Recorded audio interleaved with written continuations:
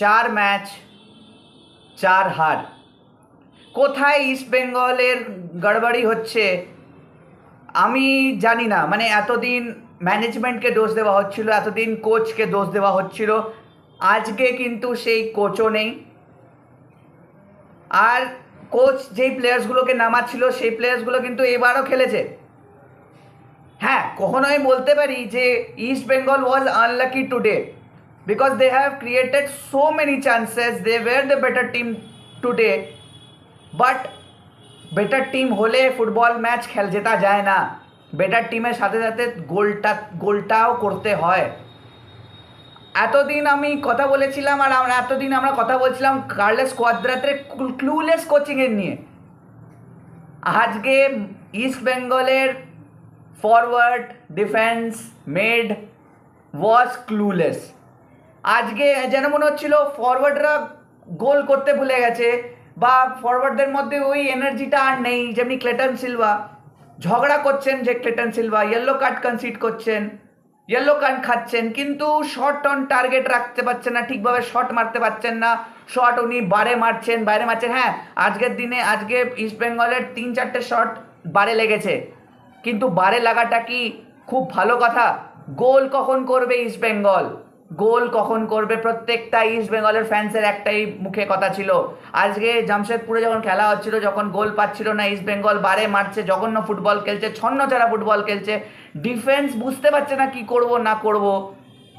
তখন ও ফ্যান্সরা যারা ওখানে মাঠে ছিলেন, travelling fans of East Bengal, they were literally shouting on their players, literally shouting কি ভাই কি করছিস তোরা, কিচ্ছু পারছিস না। মানে আমার যা মনে হচ্ছিল, তখন যদি কোনো নর্মাল মানে প্লেয়াররা যদি নেমে যেত, যখন যদি সিএফএল এর প্লেয়ারদেরকে যদি ইস্ট বেঙ্গল নামায় না, তো ইস্ট বেঙ্গল এই সিনিয়র টিম থেকে বেশি ভালো খেলবে ফুটবল।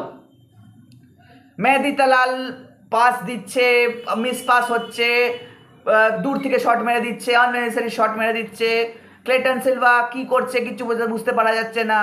তারপরে আনোয়ার আলী কি করছে ক্লুলেস বোঝা যাচ্ছে। লাল চুকনুঙ্গা মানে ওন গোল কনসিড করে দিচ্ছেন। কি মানে প্লেয়ার্সরা আর ক্লুলেস না, প্লেয়ার্সরা ক্লুলেস রয়েছে। বিনো জর্জ এই টিমকে নিয়ে কতটা সম্ভব কোচিং করাতে পারবেন আমি জানি না, বাট আমি একটা কথা জানি কি east Bengal desperately needs a coach right now, desperately need. যে কোচ এসে নিয়ে এই সুন্দর টিমটাকে, সুন্দর টিম অবভিয়াসলি এখনও আমি বলবো ইস্ট বেঙ্গল টিম ভালো, দিমিত্রি রামান্তিকজ ইজ ইনজার্ড, তাই জন্যই মনে হয় ওনাকে খেলানো হচ্ছে না, স্টার্টিং বেঞ্চে রাখাও হচ্ছে না। অবশ্যই উনি ইনজার্ড, তাই জন্যই। বাট বটেই ইস্ট বেঙ্গলের টিম ভালো, কোনো কোচ ওনাদেরকে আনতেই হবে, অস্কার ব্রুজোকে আনতেই হবে। অস্কার ব্রুজোই আসবে এখনো অবধি যা কনফার্মেশন শুনছি মার্কেটে, অস্কার ব্রুজোই ইস্ট বেঙ্গলের কোচ বানবে। না রকম স্পেকুলেশন রবসন রবিনিও আসবে, কি হবে এসে? You have Mehdi Talal with you, you have মানে নন্দা কুমার अगेन। আরে ওয়ান অন ওয়ান বেরিয়ে যাচ্ছিস, মানে ইন্ডিয়ান টিমের যে ফরওয়ার্ডসদের গোলস, মানে ইন্ডিয়ান টিম গোল করছে না, গোল পাচ্ছে না। যখন ইন্টারন্যাশনাল ফ্রেন্ডলি খেলছে বা কোনো ইন্টারন্যাশনালের কোনো টুর্নামেন্ট খেলতে ইন্ডিয়া যাচ্ছে, যখন ইন্ডিয়া গোল পাচ্ছে না, তখন আমরা ইন্ডিয়াকে বলছি এ ফালতু খেলছে, খেলতে পারছে না। বাট আইএসএলে তো এরাই ফরওয়ার্ড হচ্ছে। মোহনবাগানে লিস্টন গোল করতে পারছে না, মোহনবাগানের মনবীর সিং গোল করতে পারছে না, মুম্বাই সিটি চাংতে গোল করতে পারছে না, নন্দা কুমার গোল করতে পারছে না, মহেশ সিং গোল করতে পারছে না, তো আর আমরা কাকে বলবো? আজকে Nanda Kumar one on one বেরিয়ে গেছিলেন, এত সুন্দর পাস ছিল মেহেদি তালালের, অনেক ডিফেন্ডার অনেক পিছনে, ওয়ান অন ওয়ান বেরিয়ে গেছিলেন, কিন্তু রেজাল্টটা কি হলো? উনি হাতে মারলেন, বুকে মারছেন। ওখান থেকে কোনো নর্মাল প্লেয়ার থাকলে ওখান থেকে জোরে শট মারে আর এই হাইটে বল মারে তাকে যেন গোলটা বেরিয়ে যায়, কিন্তু উনি মারছেন পেটের হাইটে শট। এমন প্লেয়ার রেখে ইস্ট বেঙ্গলের লাভ কি? যখন কেনা হয় তখন সবাই বলে খুব ভালো, হ্যাঁ তখন যেই বছর নেওয়া হয় নন্দা কুমারকে, সেই বছর কিন্তু নন্দা কুমার ভালো খেলেছিল নিজের প্রাক্তন টিমের সাথে। কিন্তু আমার মনে হয় যা ইস্ট বেঙ্গলের ডাগ আউটে, মানে ইস্ট বেঙ্গলের যে ড্রেসিং রুম আছে সেখানেও কিছু প্রবলেমস আছে। প্লেয়ার্সদের মধ্যে তালমেল বসছে না, প্লেয়ার্সদের সঙ্গে ঝগড়া করছে, তো আমি ঠিক বলছি না, আমি ঠিক বলছি, আমি শট নেব, আমি শুট করব, আমি পেনাল্টি নেব। আজকে সাউল ক্রেসপো পেনাল্টি মিস করেছে। ওই সময়টা যদি সাউল ক্রেসপোর গোলটা হতো তখন মোহনবাগান ইস্ট বেঙ্গল 1-1 ব্যাক করতো। Saul Crespo, how on earth Saul Crespo can miss that penalty? No power on that shot. Grounded, powerless shot. How on earth? How on earth? ওটা miss করা যায় না, ওটা মিস করা যায় না, ওই এমনি টাইপের পেনাল্টি মিস করা যায় না। বাট ইস্ট বেঙ্গল অবভিয়াসলি আবার নিজের, আমি মানে খুব খারাপ লাগছে বলতে, বাট ইস্ট বেঙ্গল এবার কি করবে? পরের ম্যাচ কিন্তু ইস্ট বেঙ্গলের ডার্বি, পরের ম্যাচ ইস্ট বেঙ্গলের ডার্বি, ওটা ইস্ট বেঙ্গল জানে।